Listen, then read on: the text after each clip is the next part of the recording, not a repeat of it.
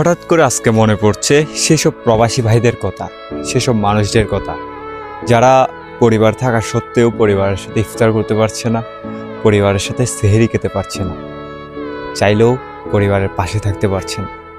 হ্যাঁ, দূর প্রবাসী থাকার কারণে, দূরে সরকারি চাকরি, ডিফেন্সের চাকরি, কোনো এনজিওতে চাকরি, এগুলো করার কারণে তারা তাদের পরিবারের সাথে থাকতে পারতেছে না। কিছু পোস্ট দেখলাম, যারা পোস্ট করতেছে আজকে এত বছর মা ছাড়া, এত বছর বাবা ছাড়া, বাবার সাথে ইফতারি করি না এত বছর, মায়ের সাথে ইফতারি করি না এত বছর, পরিবার ছাড়া এত বছর। আসলে তাদের জন্য বড়ই আফসোস হয়।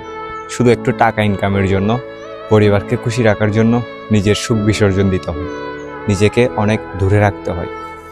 তো আপনাদের জন্য শুধু একটাই কথা, সেটা হচ্ছে আল্লাহ আপনাদেরকে ধৈর্য বাড়িয়ে দিক, একা থাকার শক্তি দিক। ধন্যবাদ।